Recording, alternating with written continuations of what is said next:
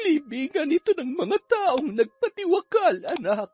Malakas ang hatak ng puwersang kadiliman sa lugar na ito, kaya kailangan na magpakatatag ka. Marami kang makikita na mga nilalang na lubhang nakakatakot ang itsura. Maririnig mo ang palahaw at daing ng mga kaluluwang nahihirapan sa lugar na ito. Kailangan mong malampasan ang lahat para maging ganap ang iyong kakayahan. Hindi na kita masasamahan. Kailangan na malampasan mo ito ng mag-isa. Anong ginagawa mo dito? Pagkatapos ng ginawa mo sa pamilya ko'y may lakas ka pa ng loob para humarap sa akin? Nabalitaan mo naman siguro, Romeo, ang nangyari kay Gibo. Hindi man magandang pakinggan, pero sa tingin ko, sinisingil ka na ng mga kasalanang nagawa mo, Sabel. Dumating na ang sarili mong karma sa buhay mo. Siguro nga, Romeo. Pinagbabayaran ko na ang mga nagawa kong kamalian sa pamilya mo. Pero sana, ako na lang. Huwag niya nang idamay ang dalawa kong anak. Maawa ka sa mga anak ko. Sabihan mo si Lenlen na tigilan ang ginagawa sa kanila. Akong nakagawa ng kasalanan. Ako ang dapat na tumanggap ng parusang ibinibigay niya. Walang alam ang asawa ko sa nangyayari sa mga anak mo, Sabel. Tigil-tigilan mo ng pagpapakalat ng tsismis tungkol sa asawa ko. Romeo, maniwala ka. Malakas ang hinala ko na si Lenlen ang may kagagawan sa nangyayaring pambabarang at pagkabit ng paktol kay Gibo na dahilan ng kanyang agarang pagkamatay. Ngayon naman ang dalawa kong anak ang pinupuntirya ng mamabarang.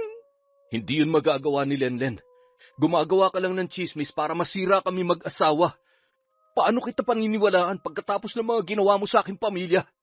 Taon 1,900, 95. Kapis.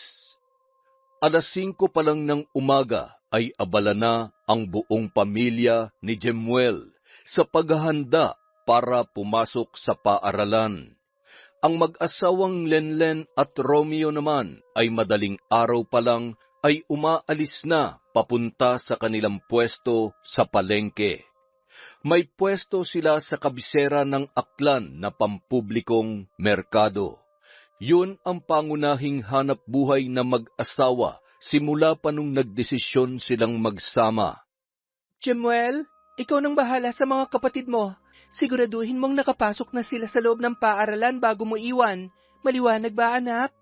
Opo, wag po kayo mag-alala. Tumuloy na lang po kayo ni tatay sa palengke. O, mga anak, hintayin niyo ang Kuya Jemuel niyo bago kayo umuwi at wag sasama sa hindi niyo kakilala, ha? Pagdating ni na Romeo at Lenlen sa palengke ay naibaba na mula sa supplier ang kanilang paninda. Sinisiguro na mag-asawa na sariwa ang kanilang produkto araw-araw. Yun ang pangunahing dahilan kung bakit binabalik-balikan sila ng mga mamimili na kalaunan ay naging suki na nila. Sandali lang mga suki. Mag-aayos lang kami ng bagong hango na gulay. Sariwang-sariwa pa ito kaya siguradong tatagal kahit paabuti ng ilang araw. Pasensya na po kayo mga suki kung tinanghali kami ng dating. Kailangan pa naming asikasuhin ang mga bata bago maghanap buhay. May mga talipapa sa baryo na umaangkat ng gulay sa mag-asawa at ang iba naman ay mayroong mga karinderya. Nag-iiwan na lang sila ng lista at dumidiretso na sa iba pa nilang supplier. Pagbalik ay nakabalot na ang mga gulay na kanilang kailangan. Subok na ang mag-asawa at kampante na ang kanilang mga suki na hindi sila nito lalamangan. Buti naman, maagang naubos ang paninda natin, Lenlen. Makakauwi tayo agad sa bahay at maaasikaso ang iba pa nating gawain. Salamat sa mga suki natin na walang sawang bumabalik. Tambak na rin ang labada ko. Kasama pa doon ang uniforme ng mga bata. Bibili na lang ako ng pwedeng iluto mamaya. Magligpit ka na dyan para pagbalik ko, uuwi na tayo.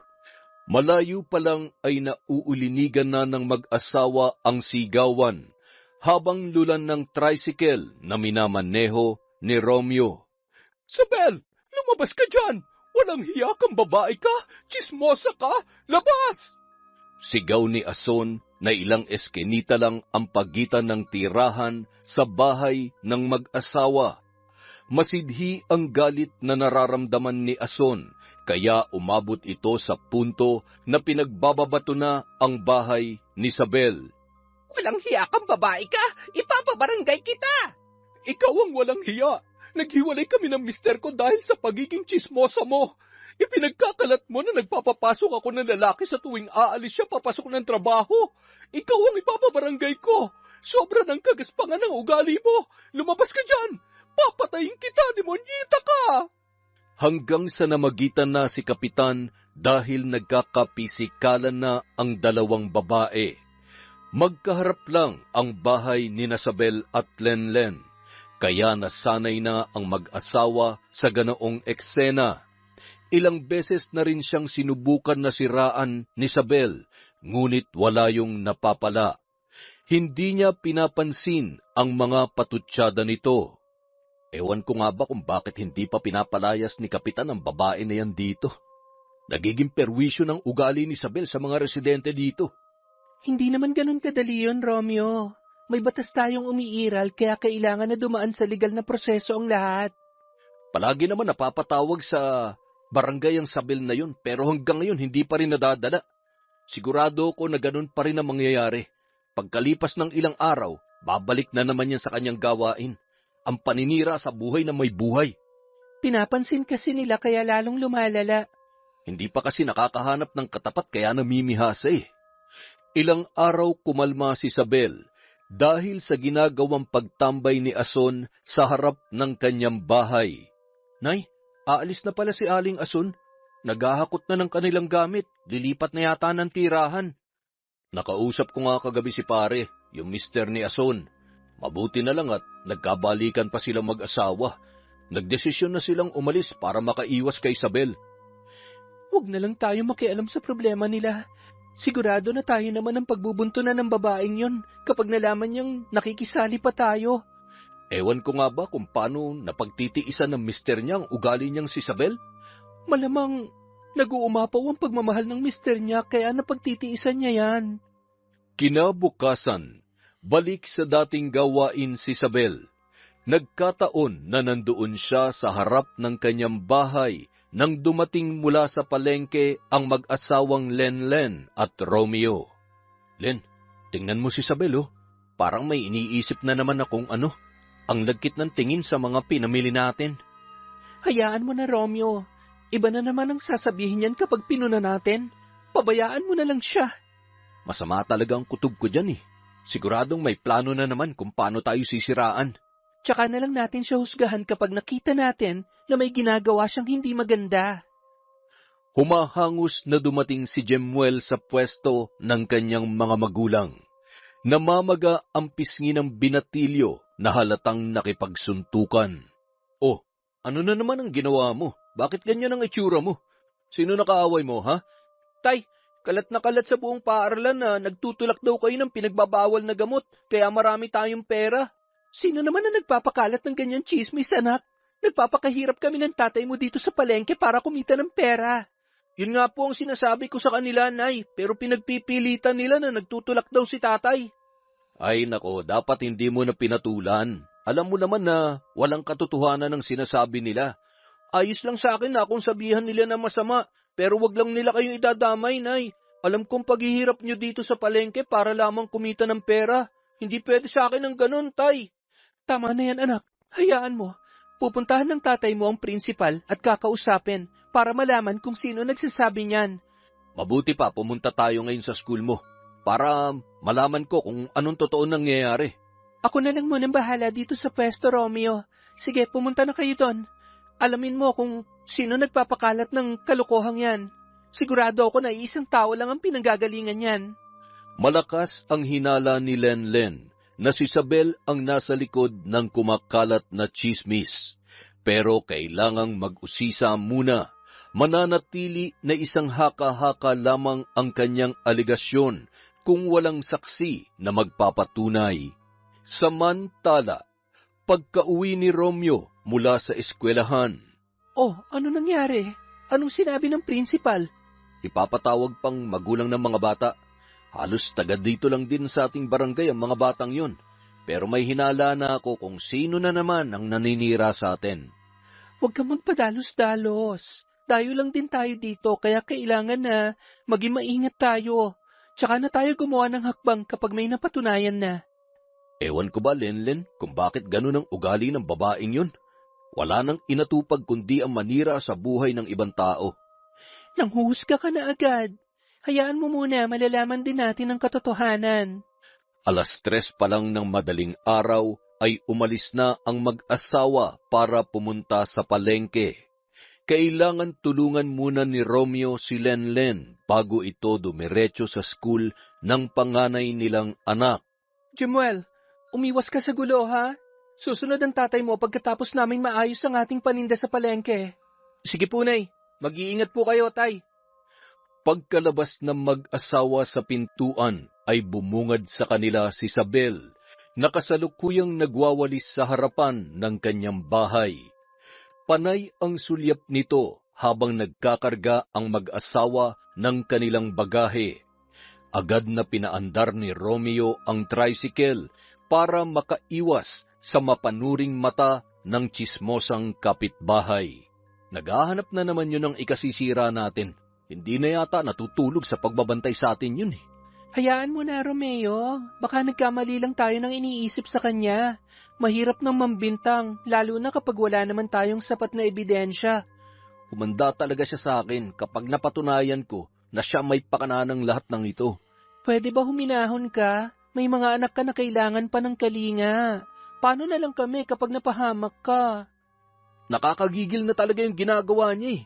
Si Asun nga, nagkusa ng ilayo yung asawa niya dahil parang mapapatay na nun si Isabel kapag nanatili pa sila dyan. Pagdating sa palengke, agad nang inasikaso ni Romeo ang bagong hango nilang paninda. Kailangan bago sumapit ang 9:00 ay tapos niya na yon. 10:00 ang itinakdang oras ng principal ni Jemuel sa kanilang pagharap. Ilang sandali pa, may mangilan-ngilan na lang na bumibili sa pwesto nilang mag-asawa nang umalis si Romeo. Nagsimula na ang babae sa pagsasaayos ng kanyang natirang paninda. Sakaling meron pa, ay ibabagsak presyo niya na lang yon sa kanyang mga kapwa-tindera para makauwi na. Nagulat si Lenlen nang biglang may tumapik sa kanyang balikat. O Nay, ano pong ginagawa niyo dito ni Tatay? Ano ka ba naman, Lenlen? Kung magtanong ka ay parang ayaw mo kaming makita ng ama mo. Hindi naman po sa ganoon, Nay. Pinag-usapan na natin noon ang tungkol sa bagay na to, di ba? Lumayo lang kami ng nanay mo dito dahil may pinuntahan kami. Ang balak lang naman namin ay silipin ka sa pwesto nyo mag-asawa. Nagkataon na nakita namin ang mister mo paalis, kaya nagdiretso na kami dito. Nandito na rin lang po kayo. Ipagbabalot ko na lang po kayo at ipapamili ko kayo ni Nanay. Huwag ka na mag-abala, anak. Magiging sagabal lang yun sa aming biyahe pa uwi ng nanay mo. Nag-alok ng pera si Lenlen sa kanyang mga magulang, ngunit mariin ang kanilang pagtanggi. Batid ni Lenlen na hindi yun kailangan ng kanyang nanay at tatay. Sigurado siya na malaking halaga ang kapalit sa pagdayo ng kanyang magulang sa bayan. Pag-alis ng mga ito ay agad na inusisa si Lenlen ng kanyang katabing pwesto. Nagtanong yon kung sila ba ang kanyang mga magulang dahil narinig niya umano ang pagtawag niya doon ng nanay at tatay. Hindi natagalan ay nagbalik na si Romeo mula sa pinapasukang paaralan ni Jemuel. Mababakas sa mukha nito ang matinding galit. Ano nangyari sa lakad mo? Bakit hindi maipinta yung mukha mo? Tama ang hinala ko. Si Isabel nga ang nagpapakalat sa ating lugar na nagtutulak tayo ng ipinagbabawal na gamot. Punong-puno na talaga ako sa buwisit na babaeng yon. Anong gagawin mo? Gugulpihin mo si Isabel? Isipin mo may mister yon. Sa tingin mo, manunood lang kaya siya habang sinasaktan mo ang asawa niya? Tumigil-tigil ka, Romeo. Huwag ka magpadala sa galit mo. Anong gagawin ko? Hayaan na lang siyang sirain ang reputasyon natin? Ganun na lang ba yun, Lenlen? Hayaan mo akong kumausap sa kanya. Babae sa babae. Naglibot-libot muna si Romeo sa palengke para humupa ang galit na kanyang nararamdaman. Pagbalik niya ay agad siyang nag-usisa kay Lenlen tungkol sa dalawang matanda na bumisita sa kanilang pwesto. Sina nanay at tatay lang yon. May pinuntahan sila dito sa bayan kaya sumaglit para mangumusta. Sana sinabi mo bukas na umuwi para naman makasama ng mga bata ang lolo't lola nila. Tumuntong na si Jemuel sa pagbibinata, ni minsan hindi pa niya nakilala ang mga magulang mo. Sinabi ko na, Romeo, may nakakahawang sakit sina nanay at tatay kaya gano'n na lang ang kanilang pag-iwas na makisalamuha sa tao, lalong-lalo na sa mga bata. Narinig ko ang bulong-bulungan dito sa palengke na mukhang kulto daw si nanay at tatay. Ang haba ng kanilang puting buhok at nakaitim pa ng damit. Si nanay nakatalukbong pa raw ng kulay itim. Bakit ba ganun ang ayos nila, Lenlen? Yun na kasi ang nakasanayan nila. Isa yun sa mga dahilan na ayaw kong pumirme sila sa bayan. Sigurado na husgahan lang sila ng mga tao. Oy, sige, hayaan mo na. Tayo na lang ang magbakasyon sa kanila. Mag-ipon lang muna tayo ng kaunti. Hindi na sumagot pa ang babae dahil madadagdagan lamang ang ginagawang pag-uusisa ng kanyang mister tungkol sa kanyang mga magulang. Isang beses palang nakasalamuha ni Romeo ang kanyang mga biyanan. Yun ay nung ikasal sila ng kanyang asawa. Pagdating ni na Romeo at Lenlen sa bahay ay agad na bumungad sa kanila si Isabel, kasama ang kanyang mga kaibigan na walang inatupag kundi magbantay sa buhay ng ibang tao. Susugurin na sana ni Romeo si Isabel kung hindi lang ito napigilan ng kanyang asawa. Romeo, pwede ba huwag kang pumatol sa babae? Ikaw pa mapapasama kapag ginawa mo yan. Pumasok ka na sa loob ng bahay. Isa-isang binitbit ni Romeo ang dalahan habang nakatuon ang matalim na tingin sa direksyon ni Isabel at ng kanyang mga kaibigan. Nagsipulasan ang mga yon ng kanilang mapagtanto na nagagalit ang lalaki. Anong tinitingin-tingin nyo? Mga tsismosa! Halika na nga, Romeo. Huwag mo na silang patulan. Napako si Isabel sa kanyang kinatatayuan nang makita na tila nagliliyab ang mga mata ng lalaki. Dumiretso si Lenlen sa barangay para ipatawag si Isabel, pati ang mga magulang ng kaklase ni Jemuel na tumayong saksi sa tsismis na ipinapakalat ng kanilang kapitbahay. Naglakad si Lenlen papunta sa barangay para idulog ang problema nilang mag-asawa kay Isabel. Hindi inaasahan ni Lenlen ang sumunod na pangyayari. Nagulat na lamang siya nang may biglang humablot sa kanyang buhok. Aray, ang buhok ko! Bitiwan mo ang buhok ko! Ganito na babagay sa yung babae ka. Akala mo kung sino kayong nakakaangat sa buhay kung makapambintang kayo? Napahiyaw na lamang si Lenlen dahil sa ginawang pagkaladkad sa kanya ni Isabel. Nagtamo ng maraming sugat at galos ang babae pagkatapos siyang hilahin ni Isabel sa magaspang na kalsada. Inawat ang dalawa ng mga taong nagkataon na naroroon. Sa bilis ng pangyayari ay hindi nakapaghanda si Lenlen, kaya nagawa siyang saktan ni Isabel bago sila maawat. Tay! Tay! Si nanay! Tay! Sigaw ni Jemuel sa ama pagkatapos niyang madaanan ang kanyang nanay na kasalukuyang binibigyan ng paunang lunas. Oh, bakit anak? Sa labas pa lang ay nauulinigan ko na yung sigaw mo. Ano nangyari? Inaway ka na naman ba ng kaklase mo? Usisa ni Romeo sa kanyang anak. Humihikab pa ito dahil kagigising lamang. Si nanay, tay, napaaway. Nandun po sa may barangay. Ano? Ikaw nang bahala sa mga kapatid mo, Jemuel, ha? Pupuntahan ko lang ang nanay mo. Opo, tay. Mag-iingat po kayo. Dahil sa pagmamadali, hindi na nagawang magsuot ng pang-itaas na damit ni Romeo. Tumakbo na siya papunta sa kanto kung nasaan si Lenlen. Pagkakita sa kalagayan ng kanyang asawa, ay agad na sumabog ang nagpupuyos na galit ng lalaki. Sino gumawa nito sa asawa ko? Sabihin niyo! Sino? Mabilis na tumakas si Isabel nang makita si Romeo na nagwawala. Dumating naman agad si Kapitan na may kasamang tanod ng barangay, kaya naawat ang pagwawala ng lalaki. Agad na nag-utos ang kapitan na sunduin si Isabel para maayos ang gulo na kanyang kinasangkutan. Isabel, kotang-kota ka na talaga sa akin. Paulit-ulit ka na lang na ipinapatawag sa barangay. Kailan ka pa ba madadala? Tahimik ako, Kap. Sila daw masama ang tingin sa akin. Gumanti lang ako. Tahimik? Kailan pa? Seryoso? Nagagawa mo pa magsabi ng ganon? Huwag ka na magdahilan sa akin ng mga ganyang palusot. Masyado ng gasgas yan, Isabel. Oh, ano ka ngayon? Porsigido si Romeo na ipakulong ka dahil sa ginawa mo sa kanyang asawa. Hindi naman makatarungan yon, Kap. Ako nga yung agrabyado tapos ako pa yung ikukulong? Parang hindi naman yata patas yan.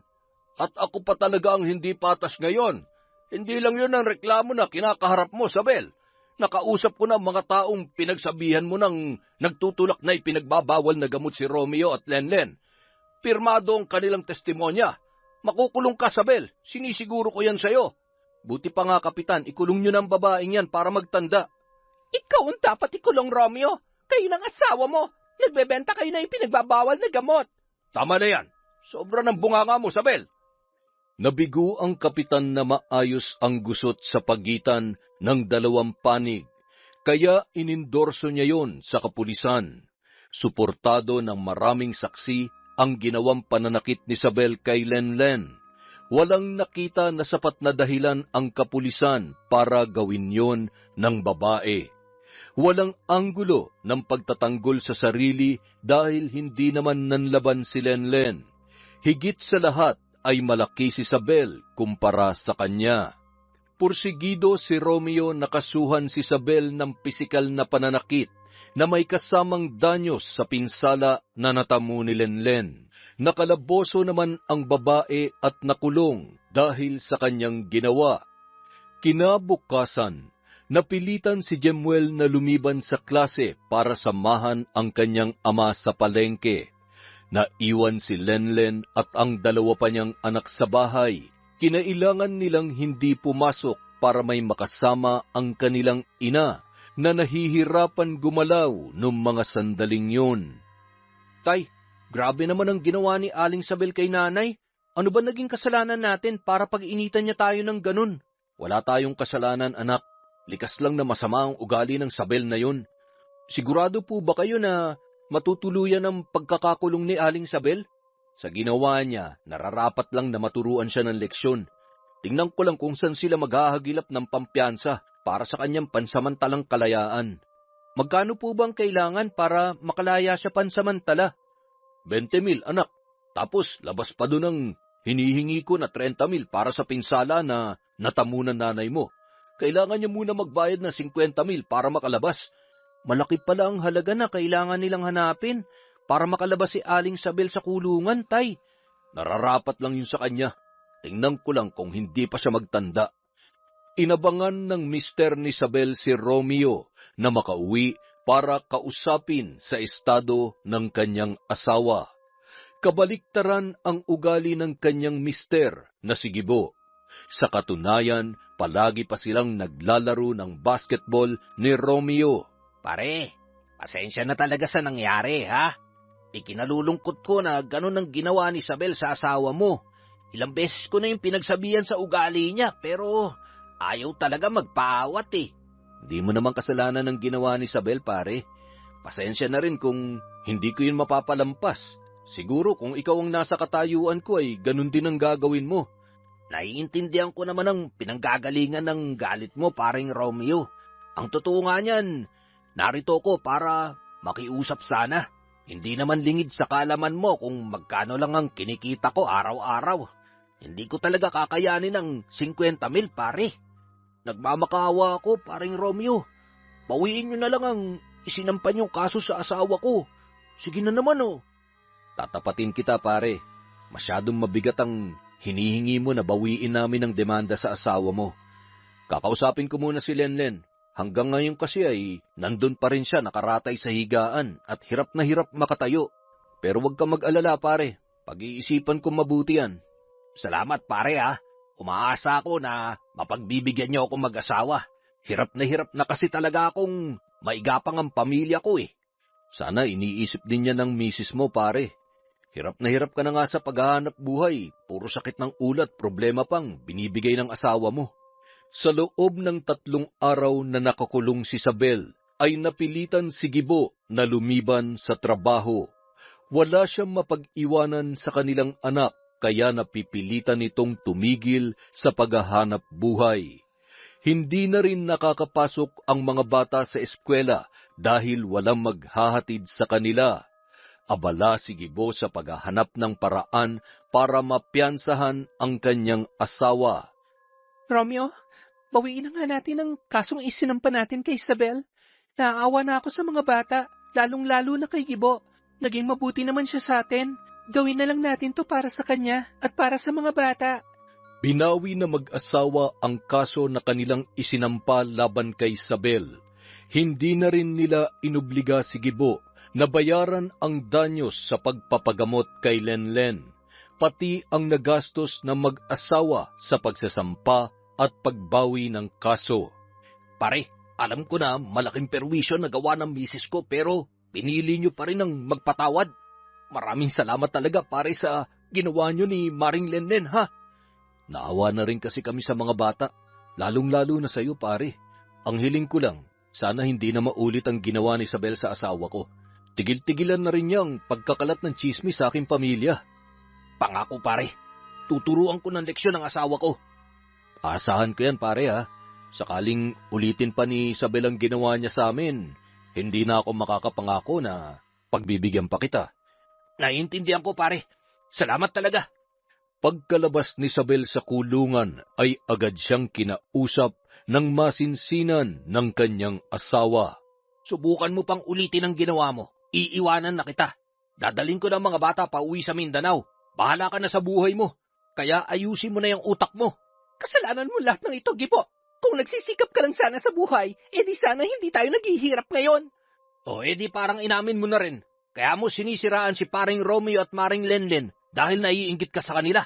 Sana nagsusumikap ka kagaya ni Maring Lenlen. Naging magaan lang naman ang buhay nila dahil katuwang siya ni paring Romeo sa paghahanap buhay.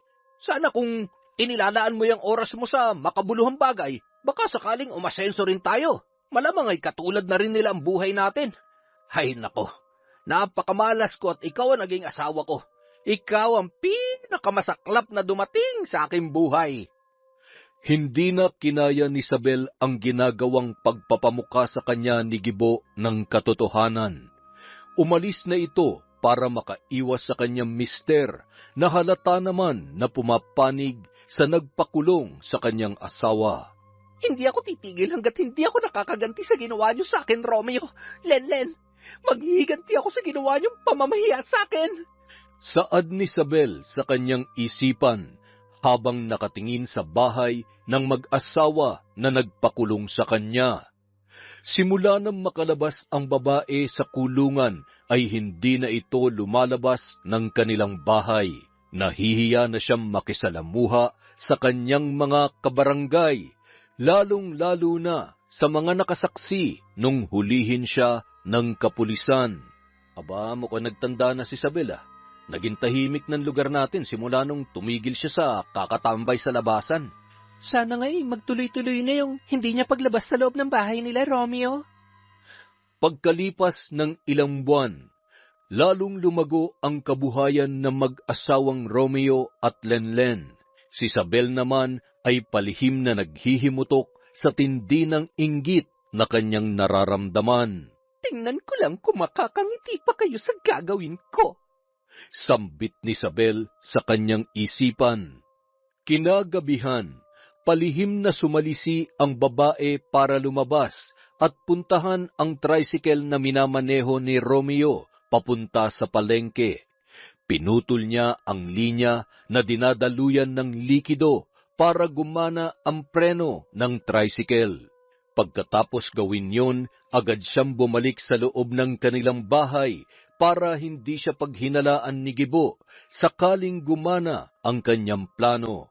Jemuel, total wala ka namang pasok bukas. Ikaw na munang sumama sa tatay mo sa palengke.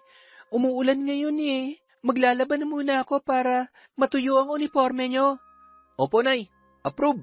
Matulog ka na maaga para hindi ka antukin bukas kapag nandun ka na sa palengke. Maaga pa naman ang alis nyo ng tatay mo. Sabado bukas kaya sigurado na maraming tao doon. Sinanay talaga. Wala naman akong gagawin pagkatapos ng trabaho sa palengke. Babawi na lang ako ng tulog pagka-uwi ko. Ikaw ang bahala, basta siguraduhin mo lang na magigising ka ng madaling araw, ha?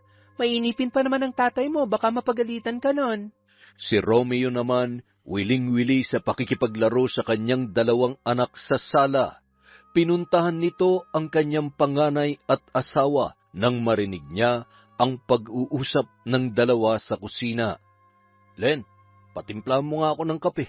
Inaantok na ako eh. Akala ko ba maaga kayo bukas? Hayaan mo na. Sigurado naman ako na papagurin mo ako mamaya.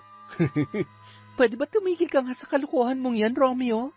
Naririnig ka ng mga bata. Wala naman akong sinasabi ah. Sige na, ipatid mo kay Jemwell ang kape ko. Nahagip ng paningin ni Lenlen na panay ang tingin ng kanyang anak sa labas ng kanilang bahay. Sandali, Romeo. Ano bang meron sa labas? Panay ang tingin ng 2 mong anak. Kanina pa sila nangungulit na nakita nila umano si Isabel sa labas ng bahay. Tiningnan ko naman, wala naman dun. Ano naman ang gagawin ni Isabel sa bakuran natin? Hayaan mo na, baka namamalikmata lang ang 2 yan. Inaabangan ko nga baka bumalik eh. Mahirap na, baka totoo rin ang sinasabi ng mga anak mo. Alam mo naman ang babaeng yun, inangkin na yata ang kasamaan sa buong mundo. Kinabukasan, maagang nagising si Jemwell para sumama sa kanyang ama. Maayos ang naging pag-alis ng 2. Pagkalipas lang ng halos 1 oras, nakarinig si Lenlen ng tunog na nagmumula sa ambulansya, kasunod ang sasakyan ng pulis na tumigil sa harapan mismo ng kanilang bahay. Magkakasunod na katok ang narinig ng babae mula sa kanilang pintuan. Dali-daling tumayo si Lenlen para pagbuksan ang kumakatok. Sinilip niya muna ito sa siwang para masiguro na wala yung balak na masama sa kanila. Biglang kinabahan ang babae nang bumungad sa kanyang paningin ang nakaunipormeng pulis. Sir, bakit po? Ang aga-aga, naparito kayo sa bahay namin. Ano pong kailangan nyo? Mrs., kailangan mong pumunta sa ospital ngayon din. Nawala ng preno ang minamanayong tricycle ng mister mo. Nalaglag sila sa bangin habang pababa sa matarik na kalsada papuntang bayan. Diyos ko, mahabagin! Ang mag-ama ko! Anong kalagayan nila, sir? Sumama na lang po kayo sa amin dahil walang pamilya na mag-aasikaso o magdedesisyon sa kalagayan nila. Isinama ni Lenlen ang kanyang 2 anak para puntahan ang kanyang mag-ama. Pagdating sa ospital ay nakaramdam siya ng labis na pag-aalala. Kasalukuyang walang malay ang 2 at duguan ang kanilang punit-punit na damit. Dok, kumustang kalagayan ng mag-ama ko? Ligtas na ang binatilyo dahil nagawa siya yakapin ng kanyang ama bago pa mahulog sa matarik na bangin. Kahit papaano ay hindi seryoso ang natamo niyang pinsala. Maliban sa kanyang balikat na nabali ay wala ng iba. Madadaan naman yun sa operasyon. Ang mister ko, Dok, kumusta ang kalagayan niya? Kailangan malipat ka agad ang mister mo sa pribadong ospital, Mrs. Nabasag ang kanyang bungo kaya kailangan ng agarang operasyon para matanggal ang namumuong dugo sa kanyang utak bago pa ito magkaroon ng komplikasyon. Pero may pag-asa pa ba, Dok, na mailigtas ang mister ko? Malaki naman ang pag-asa, Mrs. Basta maoperahan lang siya kaagad. Sa tansya niyo, Dok, magkano ang gagastusin namin? Maghanda ka lang, Mrs. ng basta malaking halaga. Dahil sigurado na ang unang hihilingin ng ospital ay deposito bago isagawa ang operasyon. Pakihandaan niyo na po ang lahat para mailipat ng mister ko sa pribadong ospital. Kinailangang ilabas ni Lenlen sa bangko ang naitabi nilang pera, subalit kulang pa rin yon sa hinihinging deposito ng ospital. Ang partido ni Romeo ay nag-ambagan na, ngunit hindi pa rin yon naging sapat. Nagdesisyon si Lenlen na ibenta ang naipundar na bahay at lupa, pati ang pwesto nila sa palengke para pandagdag sa operasyon ng kanyang asawa. Sinubukan din niya ang lahat ng paraan na kanyang naiisip, subalit kulang pa rin. Nagpasya siyang iwan pansamantala ang kanyang pamilya para lumuwas sa kanilang probinsya. Nay, kulang na kulang pa rin ang pera na naiipon ko para sa operasyon ng asawa ko. Iiwan ko muna ang aking 2 anak. Uuwi ako sa amin. Sigurado ako na may magagawang paraan ng aking magulang para makumpleto ang halagang kailangan sa operasyon ni Jemuel at Romeo. Handa si Lenlen na suungin ang lahat, alang-alang lamang sa kaligtasan ng kanyang mag-ama. Umuwi siya sa Capiz. Matagal na panahon ang nakalipas noong huling nakauwi siya sa kanyang lupang sinilangan. Totoo ba ang nakikita ko, anak? Sa wakas ay naisipan mo din na bisitahin kami ng nanay konsing mo. Walang pagsidla ng kasiyahan ko ngayon, anak. Ang buong akala ko ay hindi ka na namin masisilayan na muling makauwi sa ating bahay. Ang totoo po niyan, Nay, nandito ako dahil kailangan ko po ang tulong. Nahihiyaman ako sa inyo pero wala na talaga akong naiisip na pwede kong hingan ng tulong. Nag-aagaw buhay po si Romeo. Kailangan ko na malaking halaga para sa operasyon niya. Ang isa kong anak ay kailangan din maoperahan para maidugtungan na bali niyang buto. Bakit? Ano ang nangyari? Sino sa mga apo ko ang nadisgrasya? Si Jemuel po, Nay. Ang panganay kong anak.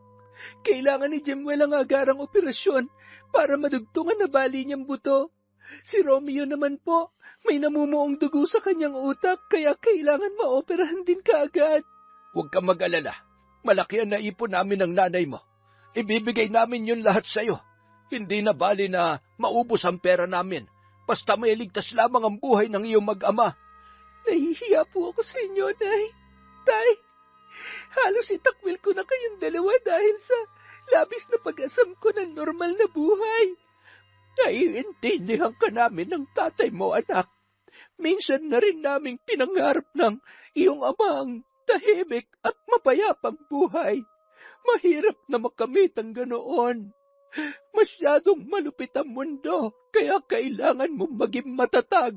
Kung hindi ay magiging kawawa ka. Ihanda mo ng perang ibibigay mo sa anak natin, Konsing.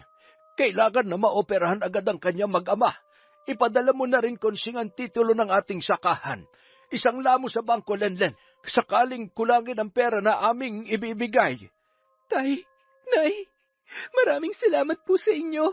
Hindi ko alam kung paano ako makakabawi sa inyong dalawa. Matapos maihanda ni Konsing ang pera na ibibigay kay Lenlen at ang dokumento ng lupa, naisipan niyang magsagawa ng ritual para malaman ang buong pangyayari. Bihasa na mambabarang ang kanyang magulang at may mga gabay ito na umaalalay sa kanilang gawain. Tay, anong ginagawa ni Nanay? Magsasagawa siya ng ritual. Maaari niya masilip sa pamamagitan ng kanyang gabay ang pangyayari bago maganap ang aksidente. Kinilabutan si Lenlen nang makita ang kanyang ina na lumuluhod sa rebulto na anyong kambing. Nag-aapoy ang 2 mata na aakalain mo talagang buhay na buhay. Ang sungay nito ay nagkikislapan kapag tinatamaan ng liwanag na nagmumula sa nakatirik na kandila na kulay itim. Nanunuot sa kanyang pandinig ang bawat salitang binibigkas ni Konsing. Isang dasal o orasyon na nakabaybay sa salitang Latin. Si Molong naman inilabas ang itim na punyal.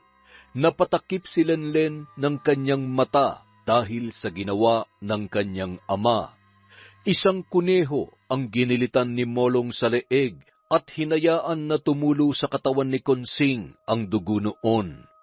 Muntik nang mapasigaw ang babae sa ginawa ng kanyang ama.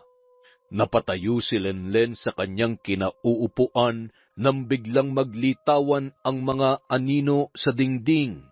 Gumagalaw yon na tila papalapit sa kinaroroonan ng kanyang ina.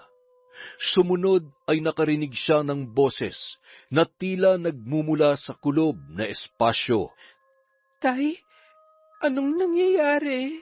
Sumenya si Molong kay Lenlen na tumahimik habang ginagawa ni Konsing ang ritual.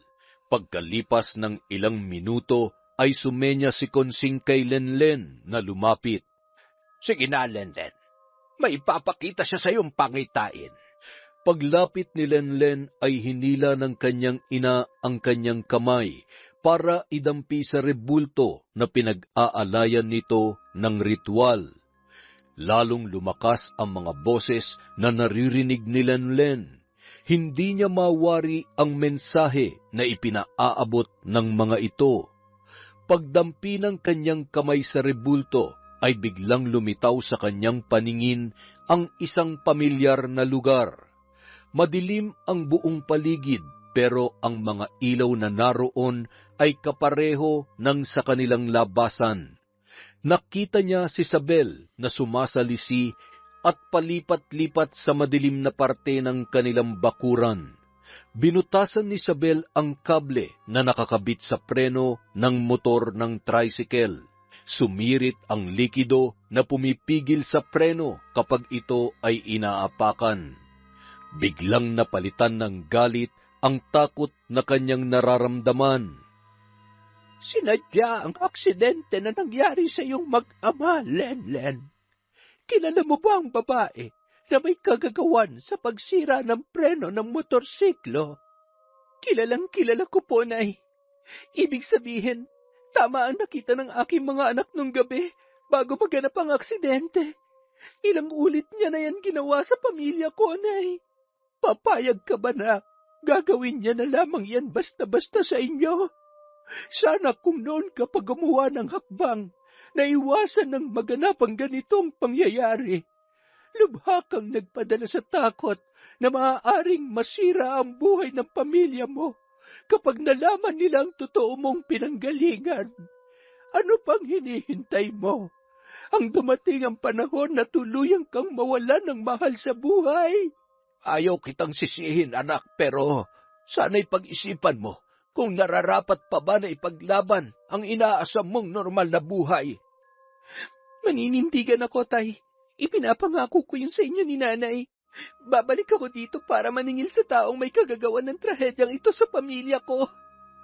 Nagmamadaling lumuwas si Lenlen sa syudad ng Iloilo, kung saan kasalukuyang nakakonfine ang kanyang mag-ama. Ginawang collateral ni Lenlen ang titulo ng lupa na pag-aari ng kanyang mga magulang. Halos 5 milyon mahigit ang inabot ng operasyon ni Romeo. Nay, ipagkakatiwala ko muna sa inyo si Romeo habang nagpapagaling. Maghahanap ako ng trabaho para matustusan ang kanyang natitirang gamutan. Isasama ko ang 3 bata sa poder ng aking mga magulang. Magtutulungan muna tayo habang nagsisikap ako na makabangon. Yan lang naman ang tangi naming maiaambag sa pinagdadaanan mo sa kasalukuyan, Lenlen. Sa totoo lang ay nahihiya ako sa iyo. Alam kong hirap ka na pero pilit ka pa din lumalaban. Humahanga ako sa iyo dahil hindi mo sinusukuan si Romeo. Hindi ako papayag, Nay, na basta na lang masisira ang pamilya na pinaghirapan namin buuin ni Romeo. Sino kaya ang walang puso na gumawa ng ganoon sa mag-ama mo? Napakahalang naman ang kanyang kaluluwa. Malaman ko lang kung sino ang nagsabotahe sa tricycle na sinakyan niya. Makakatikim talaga siya sa akin. Ipaubaya niya na sa akin ang bagay na yon, Nay. Magbabayad ang taong may kagagawan sa paghihirap ng pamilya ko. Maraming kailangang gawin para tuluyang gumaling si Romeo. Naapektuhan ang kakayahan nitong makagalaw ng maayos. Kinabitan ng simento at bakal ang kanyang paa at kamay para maghilom ang nabaling buto. Ang kanyang bungo naman ay kailangang lagyan ng tornilyo para muling mabuo. Ang tanging may pagpapasalamat ni Lenlen ay nakaya ni Romeo na malampasan ang kanyang pinsalang natamo. Naibenta ni Lenlen ang kanilang bahay, kaya kinailangan na nilang lisanin yon sa lalong madaling panahon. Umuwi si Lenlen para magligpit ng gamit na kanyang ililipat sa magulang ng kanyang asawang si Romeo. Habang nagliligpit ang babae kasama ang kapatid ng mister, pinuntahan siya ni Gibo para kumustahin. May pinaghihinalaan ka na ba, Lenlen? Kung sino ang gumawa nun? Subukan mo kayang kausapin ang asawa mo, Gibo. Imposible ang sinasabi mo, Lenlen. Kasama ko si Isabel ng buong gabi bago maganap ang aksidente. Nakita ng anak ko na pumasok si Isabel sa bakuran namin ng gabi bago maganap ang aksidente. Mahirap paniwalaan ang aligasyon na sinasabi mo, Lenlen. Hindi ako naniniwala na ginawa yun ni Isabel. Paniwalaan mong gusto mong paniwalaan, Gibo. Alam mo naman ang ugali ng asawa mo. Nagsisisi talaga ako na pinagbigyan ko pang kahilingan mo noon. Sana hindi na sinapit na mag-ama ko ang ganito.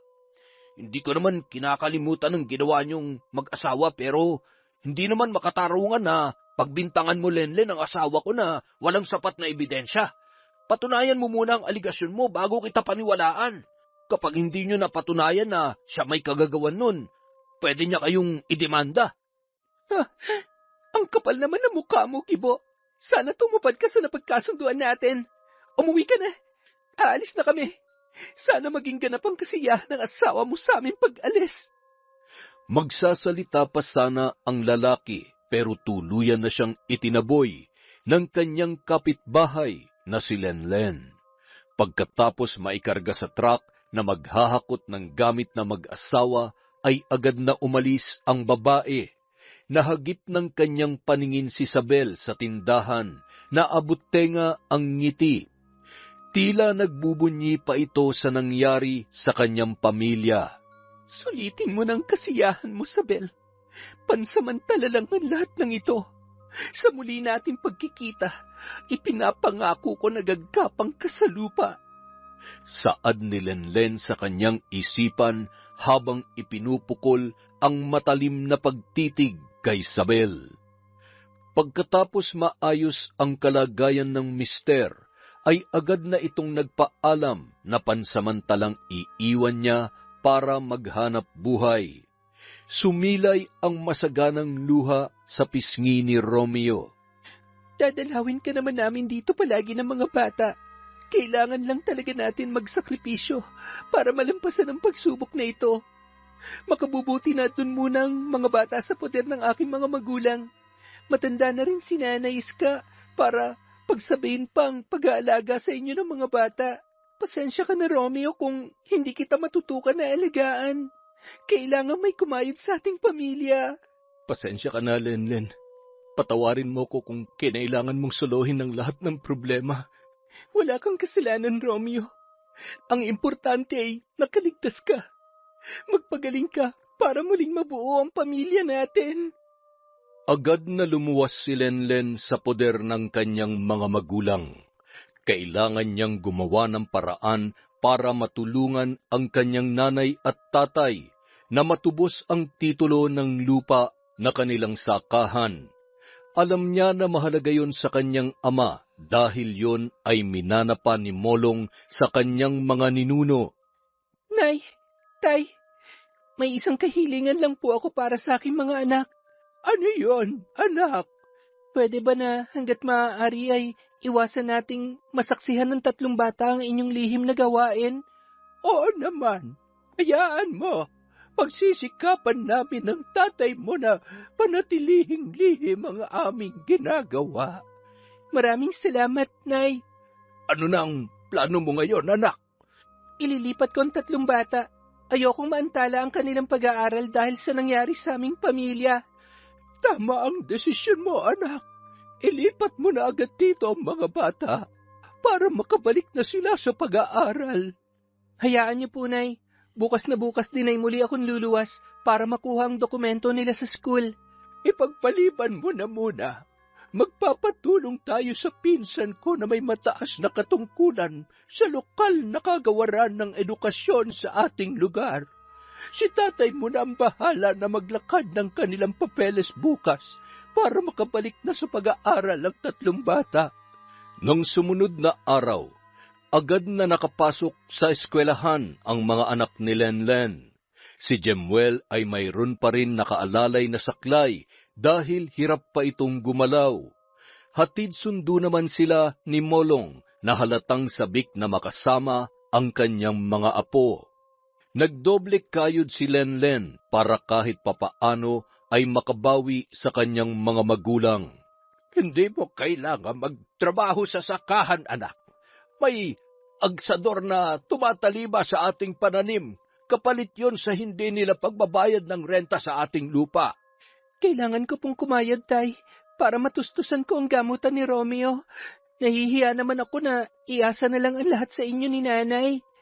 Mahihirapan ka lamang, anak. Pag-aralan mo na kaya ang ginagawa namin ng nanay mo. Tumatanda na rin kami. Kailangan na may magmamana ng aming kakayahan bago kami mawala. Ang mga kapatid ko po, ayaw po ba nilang matutunan ng kakayahan ninyo ni Nanay? Ayaw namin na pilitin sino man sa inyong magkakapatid. Pwede ka naman tumanggi kung taliwas talaga ang gawain namin ng nanay mo sa gusto mo.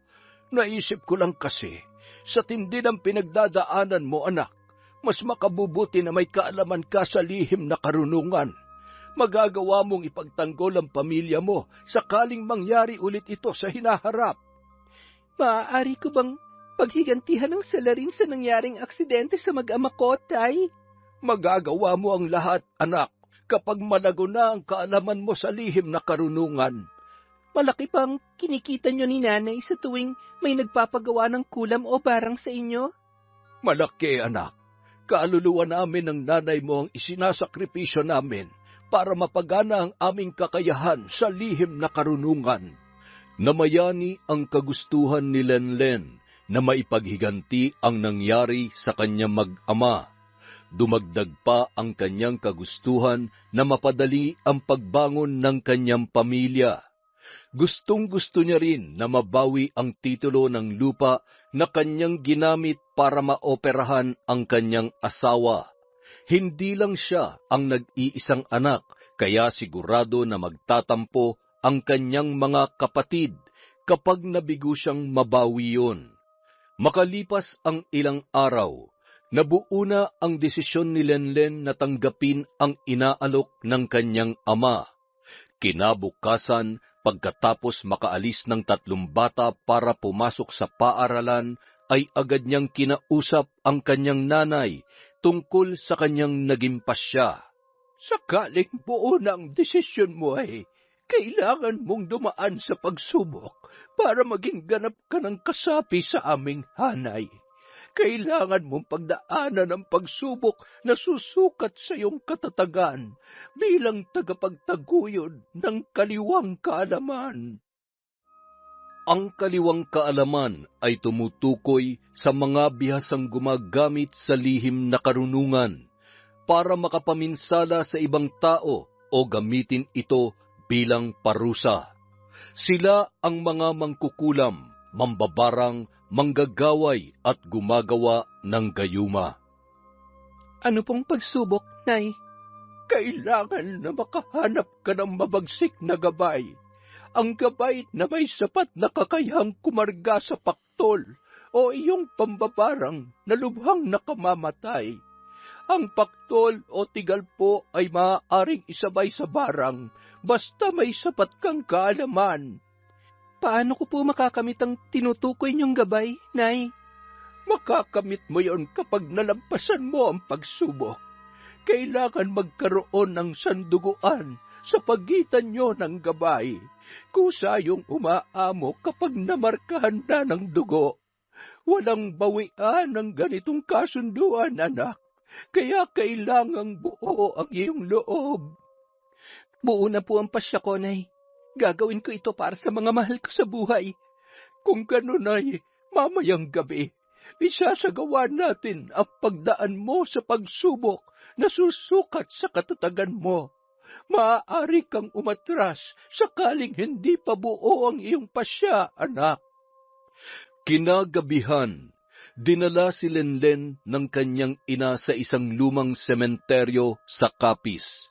Hindi sila pumasok sa mismong loob ng sementeryo, kundi sa hiwalay na lugar kung saan mayroong mga nakatirik na nicho. libingan ito ng mga taong nagpatiwakal. Malakas ang hatak ng puwersang kadiliman sa lugar na ito, kaya kailangan na magpakatatag ka. Marami kang makikita na mga nilalang na lubhang nakakatakot ang itsura. Maririnig mo ang mga palahaw at daing ng mga kaluluwang nahihirapan sa lugar na ito. Kailangan mong malampasan ang lahat ng iyon para maging ganap ang iyong kakayahan. Hindi na kita masasamahan. Kailangang mapagtagumpayan mo ito ng mag-isa. Naiwan si Lenlen sa sementeryo kung saan nakakabingi ang katahimikan sa karimlan ng gabi. Sinimulan ng babae na iusal ang dasal na itinuro ng kanyang nanay Konsing. Paulit-ulit niya yung sinasambit habang humahakbang ang dalawang paa, papasok sa gitna ng libingan. Unti-unti nararamdaman ni Lenlen ang pagbigat ng kanyang talampakan. Tila may mga nilalang na pumipigil sa kanya na marating ang pinakagitnang bahagi ng sementeryo. Inusal pa ng babae ang dasal ng paulit-ulit hanggang sa halos isinisigaw niya na ito. Biglang lumakas ang ihip ng hangin na tila may nagbabadyang pagsama ng panahon. Nakakarinig siya ng daing, hiyaw at pagtangis na nagmumula sa mga nilalang na tila lubhang nahihirapan. Lumitaw ang mga nilalang na may mapupulang mata, naaagnas ang muka at mayroong mga sungay. Binaliwala lamang yon ng babae hanggang sa matagumpay niyang narating ang gitna ng libingan. Umalingaw-ngaw ang nakakabinging hiyawan sa pandinig ni Lenlen. Lumitaw ang maitim na usok na naging dahilan para lumabo ang kanyang paningin. Biglang kumidlat ng malakas at tumama yon sa mismong nichong naroon. Kusang lumabas ang isang bungo mula sa nicho na tinamaan ng kidlat. Naalala ni Lenlen ang sinabi ng kanyang nanay Konsing na kailangan niya yun selyuhan ng sariling dugo para mabuo ang kasunduan. Naghagilap si Lenlen ng bagay na maaari niyang gamitin para masugatan ang kanyang sarili. Mula sa lupa, mayroon siyang nakapa na isang bubog. Ginamit niya yon para masugatan ang kanyang pamulsuhan. Agad sumirit ang masaganang dugo dahilan para kusang lumapit sa kanya ang bungo. Nilinis ng dugo ni Lenlen ang mga duming nakakapit sa naturang bungo. Agad hinawakan ng babae ng mahigpit at patakbo itong umalis para umuwi sa bahay ng kanyang mga magulang. Nagkataon nagising pa si Jemuel, kaya nang kumatok si Lenlen, ang panganay niyang anak ang nagbukas ng pintuan. Sariwa pa sa ala-ala ni Jemuel ang masaklap na sinapit nila ng kanyang ama. Nabigla ang binata kaya napasigaw ito nang bumungad sa kanya ang nakakabahalang kalagayan ng kanyang ina. Nanumbalik ang trauma at takot na kanyang naranasan noong naaksidente sila ng kanyang amang si Romeo. Lolo! Lola! Si nanay! Tulong! Biglang napatakbo ang dalawang matanda at nagmadaling inalalayan si Lenlen upang makapasok sa kanyang silid. Nagtangkapang sumunod si Jemuel para usisain ang kalagayan ng kanyang ina. Subalit sinabi ng kanyang lolo at lola na siya ay magpahinga na lamang. Nanlilimahid ang buong katawan ng babae sa naiwang sariwang dugo. Nakahawak pa ito sa bungo na naging kulay pula dahil sa likidong lumabas sa kanya. Kami na ang bahala ng lola mo dito, apo. Puntahan mo na lang ang dalawa mong kapatid dahil siguradong natatakot din ang mga yon. Ayos lang po ba si nanay, Lo? Oo, babalitaan na lang kita mamaya. Susunod na lamang ako sa silid niyong magkakapatid. Paika-ikang naglakad si Jemuel papunta sa kanilang silid. Bakas sa mukha nito ang labis na pag-aalala. Nagawa ng anak natin, Molong. Ganap nang naging aktibo ang kanyang kakayahan sa lihim na karunungan. Nararamdaman ko ang kanyang umaapaw na karga na nagmumula sa kanyang gabay. Kailangan lang ni Lenlen ang ilang araw para manumbalik ang nawala niyang lakas. Ikaw na ang bahala dito, Konsing. Pupuntahan ko na ang mga bata sa kabilang kwarto. Lilinisan ko lang ang buong katawan ni Lenlen. Pagkatapos ay bibihisan ko na lamang siya. Pakisalang na lang ulit ang nilanggas kong mga halamang gamot. Maigi yon para mabilis na mapalitan ang nawalang dugo sa kanyang katawan. Pagkalipas ng 2 araw ay tuluyan ng gumaling si Lenlen. Nagkusa ang kanyang isipan sa pagmemorya ng mga dasal na ginagamit sa karga na pangkambote, pamuder, kalasag at pambalote. Mahalaga na maging bihasa muna sa dasal si Lenlen bago sumalang sa pagsasagawa ng pambabarang. Pagkatapos noon, binigyan ni Konsing ang kanyang anak ng alagang pamaham na pangunahing medium sa pagsasagawa ng pambabarang. Inilagay niya yon sa baul kasama ng bungo na gamit sa pagkakabit ng nakamamatay na paktol. Pinapakain yon ni Lenlen ng hilaw na karne sa tuwing sasapit ang Martes at Biyernes. Kakaiba ang alagang pamaham ni Lenlen kumpara sa karaniwang gamit na insekto ng mambabarang. Binubuo yon ng iba't ibang uri ng makamandag na ahas. Nay, luluwas po ako. Dadalawin ko po si Romeo. Dadaanan ko na rin ang paaralan ng mga bata para makuha ko ng mga naiwan nilang dokumento. Mag-ingat ka, anak. Pakiabot na lang ang nakayanan namin na tulong ng tatay mo para kay Romeo.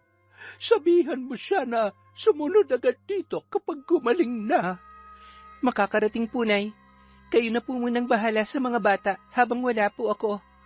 Pagkatapos madaanan ni Lenlen si Romeo at makuha ang kailangan na dokumento, sunod na pinuntahan niya ay ang dati nilang tirahan. Iba na ang nakatira doon at napinturahan na yun ng bago. Ibang-iba ang itsura kumpara nung sila pa ang nakatira. Nagtanong-tanong ang babae sa dati niyang mga kaibigan. Ayon sa kanila, ang mag-asawang Gibo at Sabel na ang pumalit sa dati nilang pwesto sa palengke. Malakas ang kanilang kita dahil sa mga dating suki ng mag-asawa na patuloy pa rin bumabalik sa naibenta nilang pwesto. Kinausap umano ni Sabel ang bagong may-ari para sila na ang magrenta. Ganito palang balak mong babae ka, kaya ipinahamak mo ang aking mag-ama. Tuturuan kita ng leksyon na hindi mo makakalimutan. Dumiretso si Lenlen sa palengke kung saan kasalukuyang nakapwesto sina Gibo at Sabel. Nabigla si Sabel nang makita si Lenlen sa harapan ng kanyang tindahan. Anong ginagawa mo dito? Huwag mo akong idamay sa kamalasan ng pamilya mo. Kamalasan? Baka kamalasan sa kapitbahay ang tinutukoy mo. Alam ko ang ginawa mo. Ah, talaga? Eh di patunayan mo, hindi naman pinapaniwalaan sa husgado ang chismis. Hindi nga. Wala naman akong balak na maghabla pa sa husgado. Pinalabas na nga kita sa kulungan noon dahil nagmakaawa ang mister mo. Umalis ka na nga dito, Lenlen. Ginugulo mo lang ang negosyo ko eh. Magsaya ka na. Sulitin mo na yan. Magbunyi ka na sa tagumpay mo sa pagsira sa aming buhay. Pero hindi pa tayo tapos. Balang araw, magmamakaawa ka sa akin. Pinapangako ko yan. Dumakot ng lupa si Lenlen sa mismong harapan ng pwesto ni Sabel. Agad niya yon isinilid sa kanyang bulsa. Umalis ka na nga. Naalibad pa rin ako sa mukha mo eh. Alis! Shupi! Tumalikod na lamang si Lenlen at naglakad ng walang imik. Pero bago siya makalayo, ay pinukul niya muna ng matalim na tingin si Sabel. Ilang sandali pa, nakasalubong ni Lenlen si Gibo, na bakas sa muka ang pagkabigla. Anong ginagawa mo dito, Lenlen? Utang na loob. Lubayan mo ng pamilya ko. Malaki ng pinagbago ng asawa ko simula nung umalis kayo. Naririnig mo bang sinasabi mo, Gibo? Kailan mo pa nabili ang buong palengke, ha? Pasensya na. Ayoko lang na bumalik pa kami sa dati. Siguro may mali din sa pakikitungo nyo dati sa asawa ko, kaya umabot tayo sa ganun. Ngayon, naging maayos naman ang takbo ng buhay namin simula nung umalis kayo. Hindi ko gusto ang tabas ng dila mo, Gibo. Huwag mo na akong kakausapin. Pampublikong palengke ang lugar na ito. Pupunta ako dito anumang oras ko gustuhin. Ayaw na ni Lenlen na humaba pa ang kanilang usapan dahil mukhang nahawahan na ito ng kanyang asawa. Panahon na ng paniningil. Saad ni Lenlen sa kanyang sarili. Mabilis na nilakbay ni Lenlen ang daan pauwi dahil damang-dama niya na ang matinding galit sa kanyang dibdib. Nay, sisimulan ko ng paniningil. Pagbabayaran nilang bawat paghihirap na naranasan ng pamilya ko. Hindi maaari na habang nalulugmok kami sa hirap na kanilang kagagawan, patuloy silang umaangat at linanamnamang tagumpay dahil sa aming pagbagsak. Dapat nga ay noon mo pa ginawa yan, anak. Isinagawa ni Lenlen ang ritual ng pagpapakain sa alagang pamaham para mapaamo ang mga ito at mapasunod sa kanyang gusto. Pinakain niya ito ng luyang itim at pinainom ng sariwang dugo na nagmula mismo sa ugat ni Lenlen. Kailangan na madampian ng sariwang dugo ang sistema ng pamaham para lalo silang matakam. Inilabas ni Lenlen ang bungo na kanyang gagamitin para maikabit ang paktol na pinakamabagsik na uri ng kulam. Ikakabit niya yon sa barang para lalong lumakas. Umusal si Lenlen ng malalakas na pangkambuteng dasal para masimulan ang pambabarang. Isang pag-aalay ang ginawa ng babae bago masimulan ang proseso ng barang. Ito na ang pinapahuli mong banakon, anak. Tingnan ko lang, tay, kung makakapalag pa si Gibo sa gagawin ko sa kanya. Ipinapaalala ko lamang, maaari mong makalas ang barang, pero ang epekto ng paktol na magmumula sa kamandag ng banakon ay hindi mo na mababaliktad pa. Kamatayan na naghihintay sa sinuman na makabitan ng paktol gamit ang kamandag ng banakon. Yon ang pinakamabisang paraan para maipadama ko sa sabel na yon ang ginawa niya sa aking pamilya. Kinagabihan, dinapuan ng napakataas na lagnat si Gibo. Nakakaranas na ito ng kumbulsyon dahilan para tumirik ang kanyang mata at nawawalan na ito ng malay.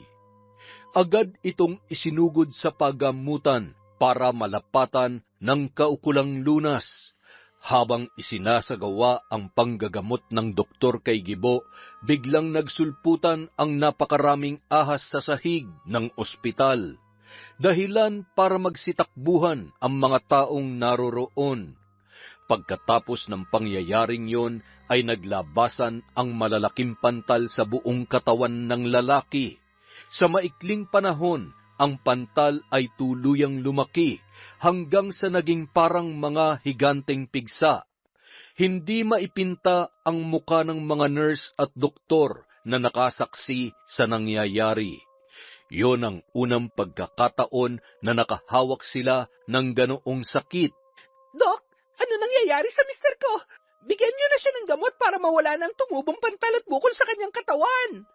Sa tagal ko na sa aking propesyon sa medisina, ito pa lang ang unang pagkakataon na nakakita ko ng ganitong kaso. Dok, nagsimula nang pumutok ang tumutubong bukol sa katawan ng mister ko. Bakit ganun ang amoy ng likido na lumalabas sa sugat niya, Dok?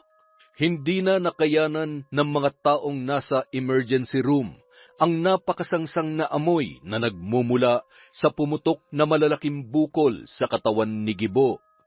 Umagos pa ang mga ito sa sahig kung saan nakahiga ang lalaki.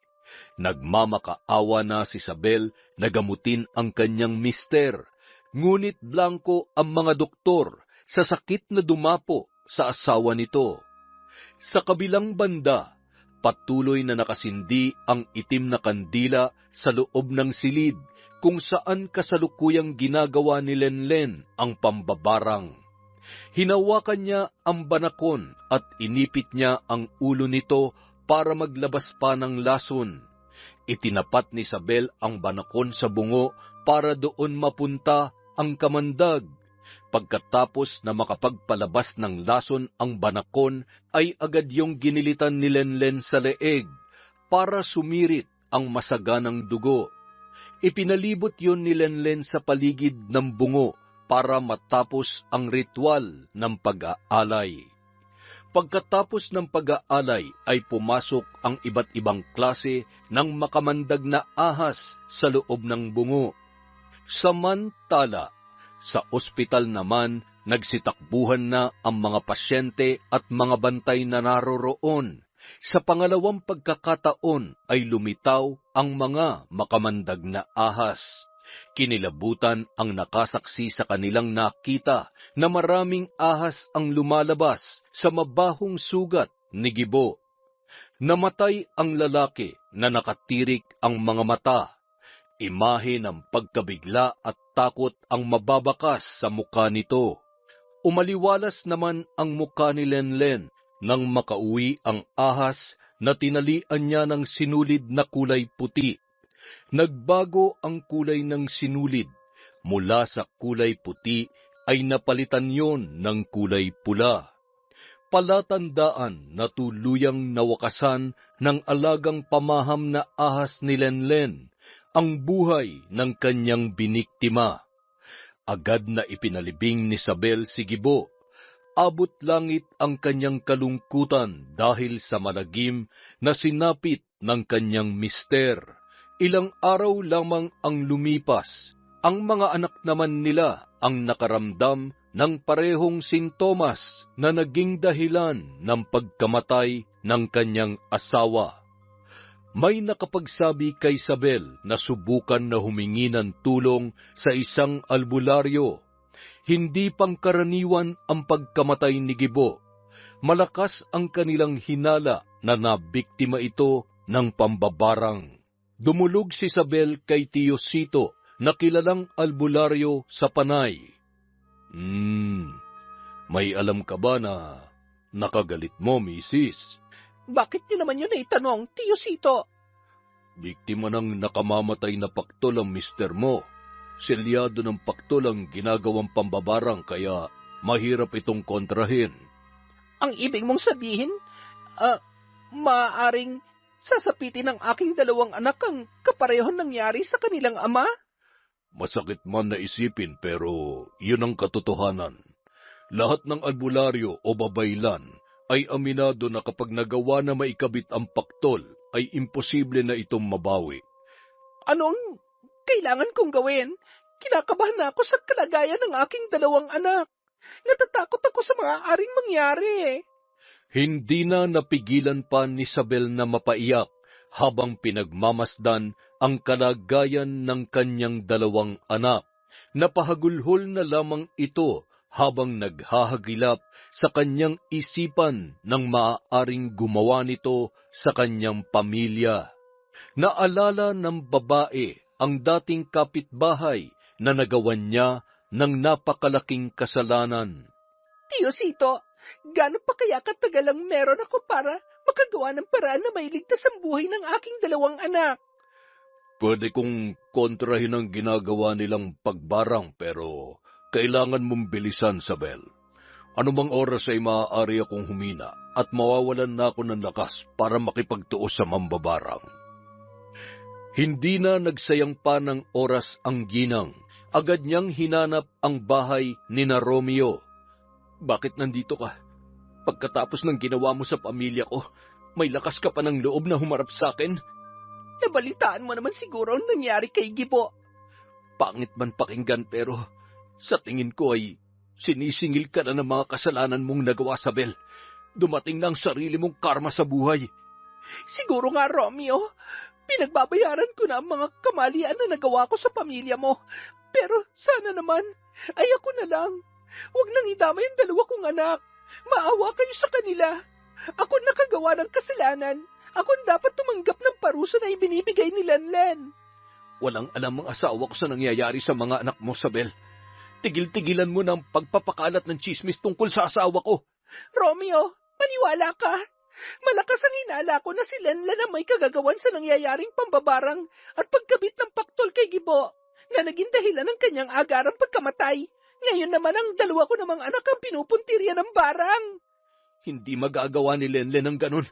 Gumagawa ka lang ng chismis para masira kami mag-asawa. Paano kita paniniwalaan pagkatapos ng mga ginawa mo sa aking pamilya?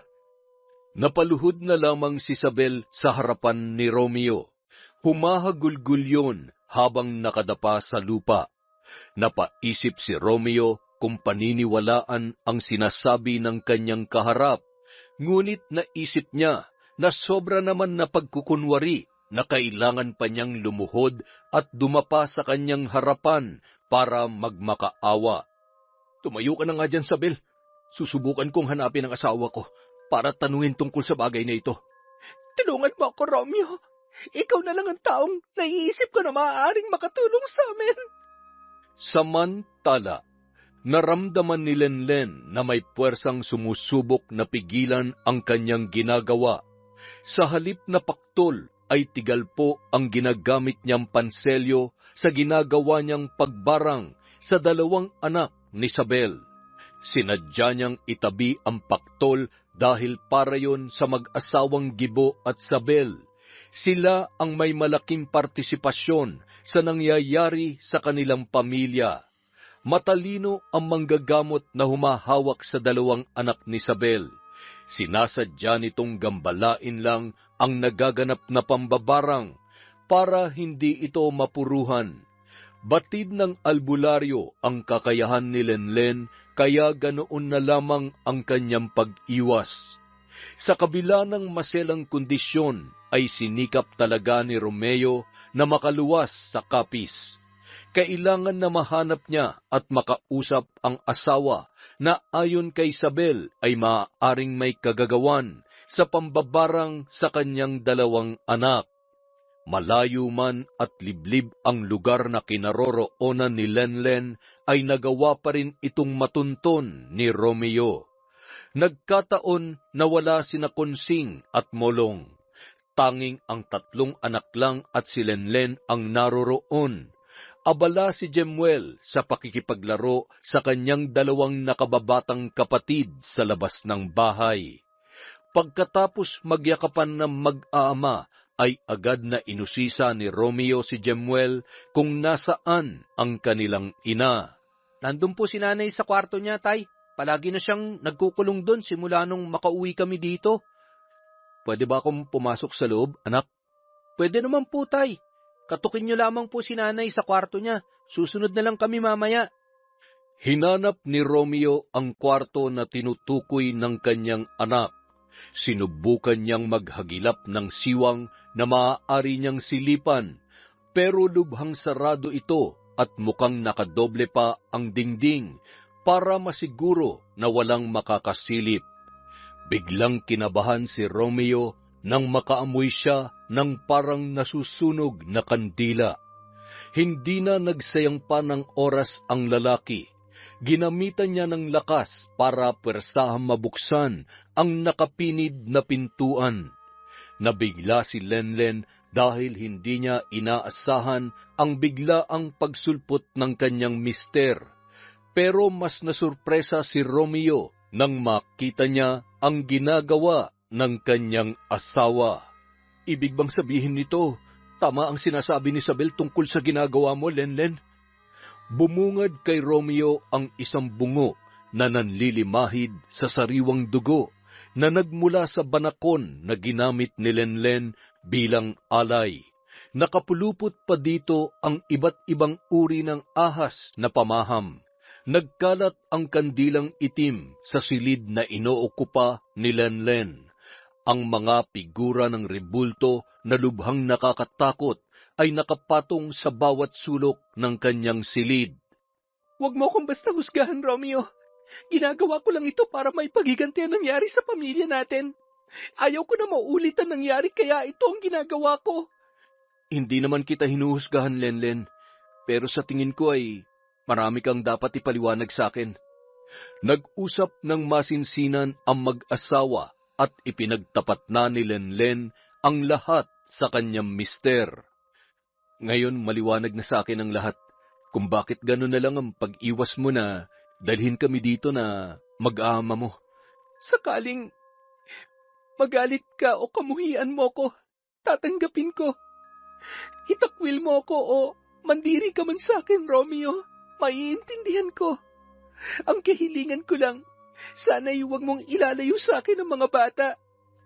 Ang mahirap kasi sa'yo, Lenlen, hinuhusgahan mo ko kaagad. Paano ko kamumuhian ng nag-iisang babae na walang ginawa kundi mahalin ako? Nung malagay sa peligro ang buhay ko, hindi ka nawalan ng pag-asa na iligtas ako. Hindi mo ako sinukuan. Ako pa bang susuko sa'yo? Napayakap na lamang si Lenlen nang marinig niya mula kay Romeo ang mga kataga na hindi niya inaasahan. Ang hiling ko lang sana, huwag mong tuluyan ang 2 anak ni Gibo. Walang kasalanan ng mga bata sa atin. Wala naman talaga akong plano na tuluyan ang 2 bata. Gusto ko lang iparamdam kay Isabel ang naramdaman ko nung malagay sa peligro ang buhay ni Jemuel. Si Paring Gibo, anong naging kasalanan niya para umabot ka sa ganong desisyon? Isinalaysay ni Lenlen ang buong pangyayari at bagay na kanyang natuklasan, pati na ang masasakit na salita na ibinato ni Gibo sa kanya. Kung ganon may katwirang ka, kailangan natin manindigan. Kung patuloy lang tayo sa pagiging mabait, mamimihasa lang sila na apihin ang pamilya natin. Napagkasunduan ng mag-asawa na kalasin ang barang na ikinabit, kapalit ang isang desisyon na mismong si Isabel ang magdedesisyon.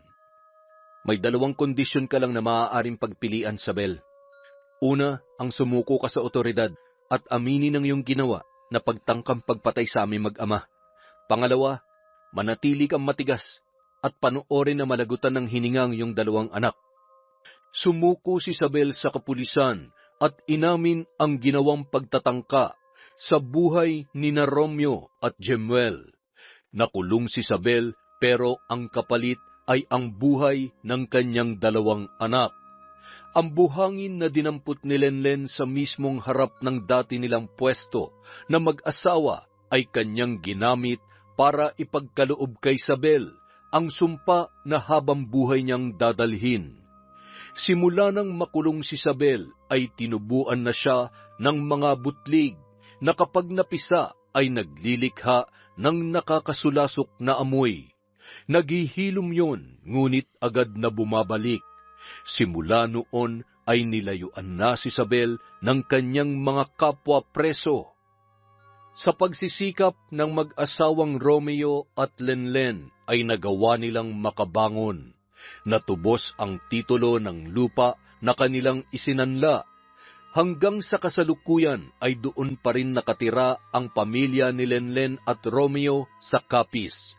Patuloy ang ginagawa ni Lenlen, pero yon ay limitado lamang sa pagbibigay ng leksyon sa mga taong mapang-abuso. Si Isabel naman ay hindi na kinaya ang sumpang iginawad sa kanya, hanggang siya na mismo ang sumuko at nagdesisyon na itong wakasan ang kanyang sariling buhay. Yon! Ang ganda na naman po ng kwento natin. Dahil dyan, meron na naman tayong shoutout. Simulan po natin sa matampuhin na si Chloe Dia. Hi kay Almira Africano, kay Monica Nieves, kay Joe Rex Latonio from Saudi Arabia. Hi po kay Joel Marasigan at sa buo niyang pamilya. Sa Makiling, Dizon Valdez, Estanyol, Cacalja family from Corazon. Hi sa Grefaldia at Imperial family. Sumandal family from Bakungan, Puerto Princesa. Hi po kay Renel Alfonso, kay Miss Maura, sa Rama family from Iloilo, from Rose Ann. Hi kay Angie Paborada. Hello kay Mary Ann Tamashiro, kay Karin in Siargao. Parang masarap magbakasyon dyan Hi kay Henry Lina Fukuda, kay Josue Talan, kay Emelita from Taguig. Hello po kay Azalea, kay Mami from Qatar. Shout out kay Charmaine Rose Villaluz, kay Sally Roldan. Hello po kay Lady Dam, kay Jenny Lazarito, kay Selena Constantino. Hi kay Marjorie Dequilia from General Santos City. Mika sa RG. Hello. Hi po kay Marites Nalica, kay Mary Grace at Roberto Grefaldia, kay Aida Corpus. Hello po kay Dimple Dimple at sa atin niya na nasa Taiwan na si Beth T. Tado. G. Tado. He. Shoutout din po kay I Love Resort Pinay. Hi kay Michelle de la Cruz, kay Edgardo Fontanilla, kay Charlie Salivo. Hi po kay Joycey Vlog TV, kay Pamela Allen, sa Cabral family from Estela da Silva. Hi kay Mariam Duca, kay Christine Azure. Hello kay Lagawang Shaw TV, kay Melody Lagaras. Hi po kay Virginia Belay, kay Arjidan Bansag from Hong Kong. Hello kay Willie Galvez, kay Vicky Yabut, kay Amy Bog, kay Arialyn Notarte. Hello din po kay Lynn Villanueva from Doha, Qatar, kay Maura from Kuwait, kay Josefina Fuelias from Pasig City. Hello kay Kitty Gold, kay Crush Joy BTS. Hi po kay Alma Naong, kay Filipina Palsario. Shout out kay Rose Maricao, kay Jenmer Garcia from Angeles, Pampanga. Hi kay Jonathan Tingson from Tarlac, kay Edgar Ocon, kay Gigi Ganay. Hello kay Doris Estander, kay Bondaki TV from Singapore, kay Perlin Tuba. Hi kay Realiza Eusebio, sa Labanon or Labanon family from Maricel. Hi po kay Romulo Laman Jr., kay Chona Baynosa, at kay Tess Sumanting. Maraming salamat po sa walang sawang pakikinig sa Kwentong Enteng. Yun pong mga hindi nabanggit, marami pa po tayong susunod na video.